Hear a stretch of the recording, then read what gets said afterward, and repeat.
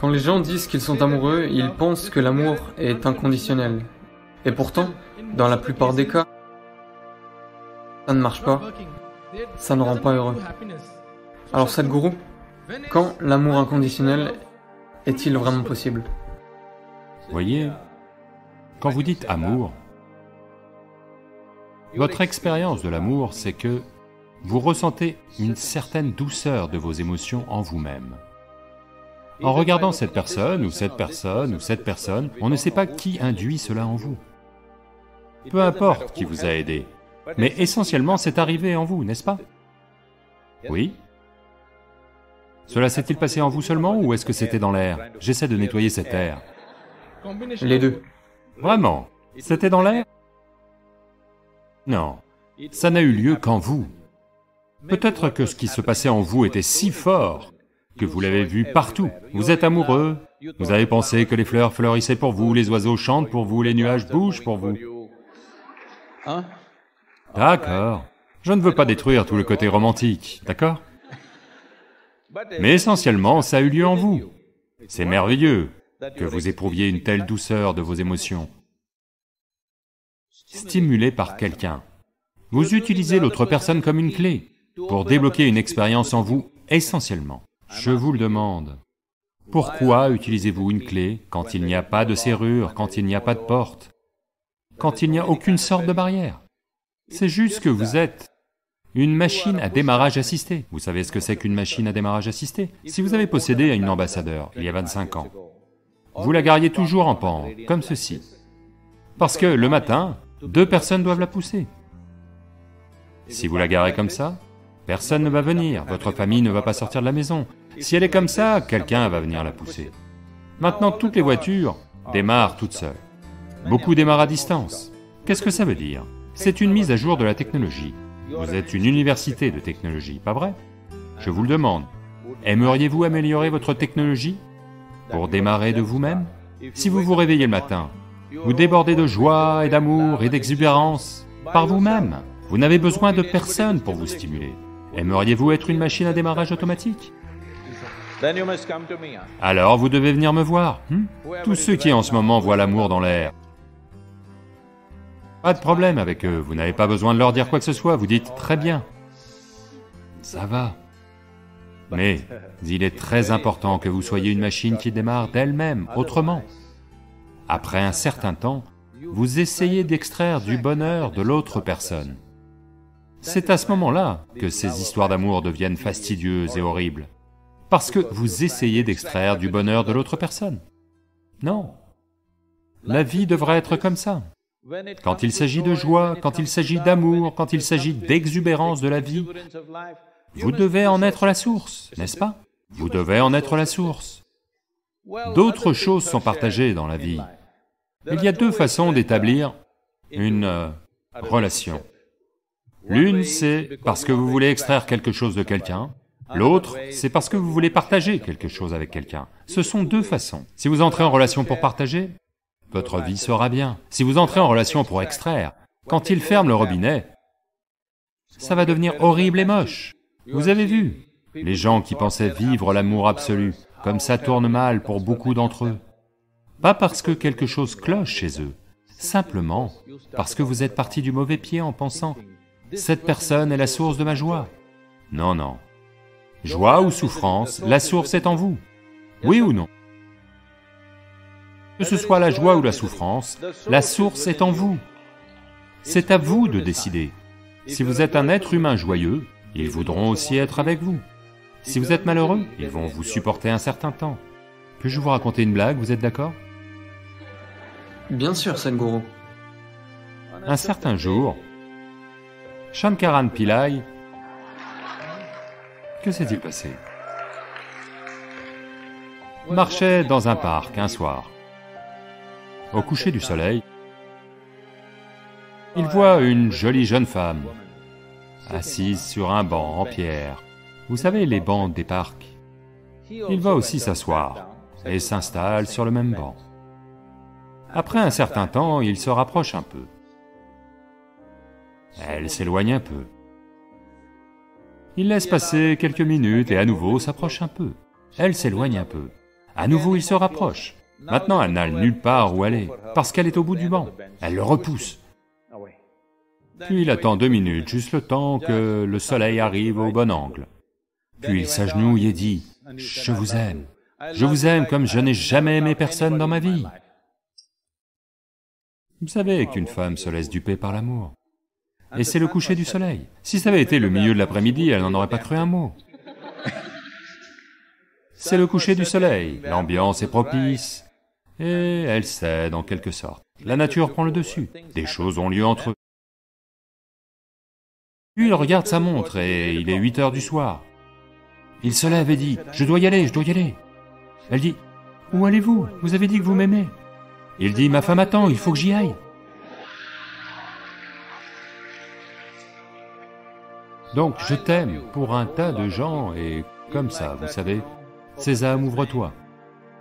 Vous voulez obtenir quelque chose? Vos besoins sont peut-être physiques, psychologiques, émotionnels, financiers, sociaux, ou je ne sais quoi encore. Vous avez des besoins à satisfaire. Alors vous utilisez ce mantra, et ça marche. Une fois sur 2, ça marche. D'accord? Je dis que il est important que vous connaissiez la joie d'être aimant. Parce que des émotions douces sont nécessaires pour vous.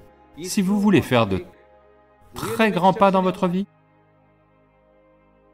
si vous n'avez pas la douceur de l'amour dans votre cœur, croyez-moi, si vous essayez de faire de grands pas dans le monde, particulièrement en Inde, vous allez finir frustré et partir au Canada.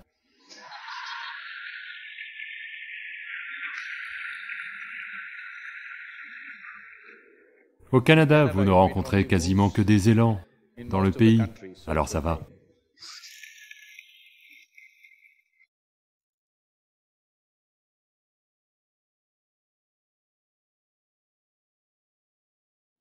Être chanceux par accident n'est pas la bonne façon d'exister. Cette affaire de destinée est une bonne assurance pour couvrir votre échec. Ce qui croise notre route n'est pas entre nos mains, mais ce qu'on fait avec est à 100% entre nos mains.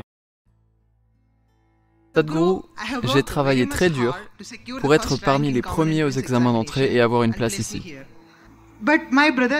Mais mon frère me dit que c'est ma destinée qui m'a fait arriver ici. Est-ce vraiment ma destinée ou mon travail acharné qui m'a fait arriver ici? Votre frère, où est-il arrivé?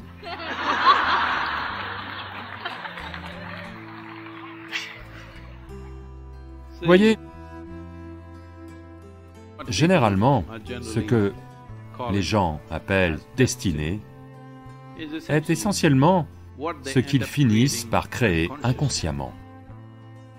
Quand je dis inconsciemment, pendant que vous êtes assis ici, là, maintenant, pendant que tout le monde est assis ici, là, maintenant, il y a une activité physique qui a lieu dans ce système. Il y a un processus mental, il y a une activité émotionnelle, et bien sûr, les énergies vitales sont actives. À chaque instant, ils absorbent des centaines d'informations, que vous en soyez conscient ou pas.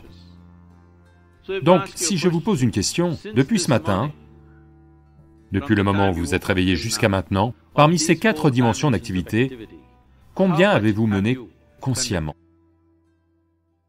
Quel pourcentage, d'après vous? 25%. Vous êtes un homme très généreux. C'est bien en dessous de 1%. Si vous marchez de là à là, il y aura 25 sortes d'odeurs différentes dont vous n'êtes pas conscient, et le corps enregistre. Il y a des centaines de sortes de sons que le corps enregistre, dont vous n'êtes pas conscient. Ça a lieu comme ça, jour et nuit, éveillé et endormi. Quand vous n'êtes conscient que de moins de 1% de votre activité, définitivement, la vie va ressembler à un accident. Allô? Quand 99% des choses que vous faites, vous les faites inconsciemment, à coup sûr, la vie va paraître accidentelle. Si l'accident... Voyez, ça s'est passé ainsi. Quelqu'un est tombé dans la rue et a eu une lésion cérébrale. Après cela, soudainement, il s'est mis à devenir excellent en mathématiques. Mais ce n'est qu'une seule personne. 1000 autres gens qui se sont fracturés le crâne ne s'en sont jamais remis ou sont morts, ou ceux qui ont survécu ont eu des vies bien diminuées. Donc, être chanceux par accident n'est pas la bonne façon d'exister. À chaque fois qu'un accident agréable se produit, on dit que c'est le destin. Certains d'entre vous disent même, « Dieu a des choses pour moi. » Quand avez-vous fait un marché avec lui? Je ne sais pas. Donc, je vais vous raconter une histoire, vous êtes d'accord? Ceci s'est produit. Sherlock Holmes, vous connaissez Sherlock Holmes, et Watson vont camper. Et tôt le matin, à 3h30, Sherlock Holmes donne un coup de coude à Watson. Il ouvre les yeux. « Quoi? Que vois-tu » lui demande-t-il. « Eh bien, je vois un ciel dégagé et des étoiles. Qu'est-ce que ça signifie pour toi ?» Il dit, « Eh bien, ça veut dire que demain sera une magnifique journée ensoleillée. » Alors il demande, « Qu'est-ce que ça signifie pour toi ?» Il dit, « Ça veut dire que quelqu'un a volé notre tente. »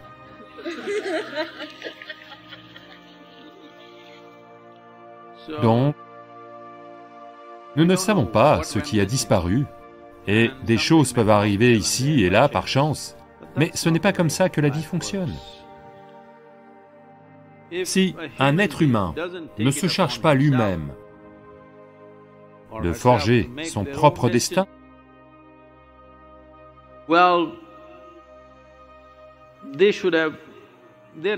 ils ont encore un problème d'évolution. C'est-à-dire, ils ne sont pas encore complètement là, parce que être humain veut dire ceci, que nous pouvons mener notre vie consciemment. Être humain veut dire ceci, que nous pouvons façonner notre vie telle que nous la voulons.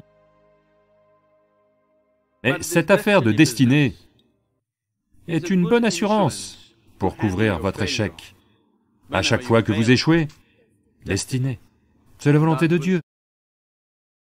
Donc ça continue ainsi depuis longtemps.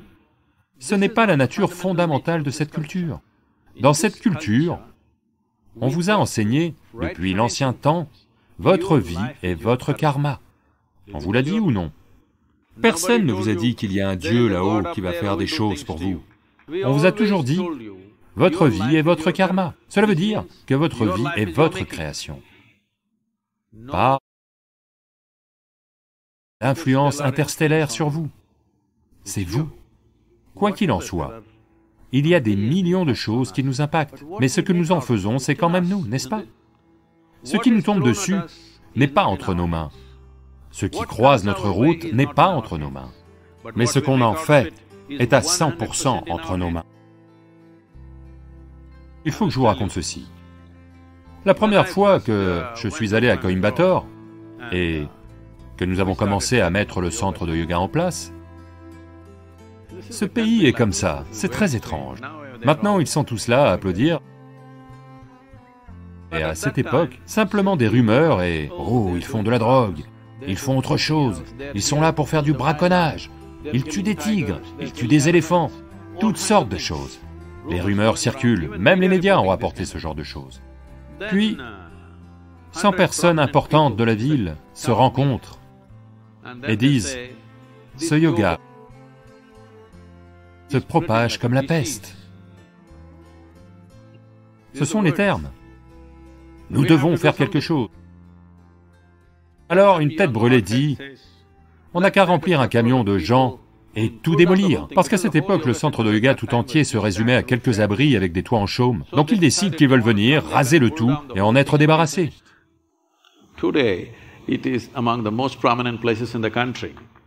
Aujourd'hui, c'est l'un des lieux les plus importants du pays. Donc, quand ils ont dit ça, il y avait un vieil homme, qui n'est plus de ce monde, un sage, qui dit, « Voyez, vous ne savez pas à qui vous avez affaire. Je connais cet homme. Si vous lui jetez des pierres, il va construire quelque chose avec ces pierres. Ne jetez pas de pierres à cet homme. Donc, ce qui vous tombe dessus, vous ne pouvez pas en décider. Mais ce que vous en faites, c'est votre affaire, n'est-ce pas? C'est là que vous pouvez imprimer votre marque. C'est là que vous êtes, pour prouver qui vous êtes. Parce que vous ne pouvez pas décider de ce qui vous tombe dessus, mais vous pouvez à coup sûr décider de ce que vous faites, de tout ce qui vous tombe dessus, quoi que ce soit.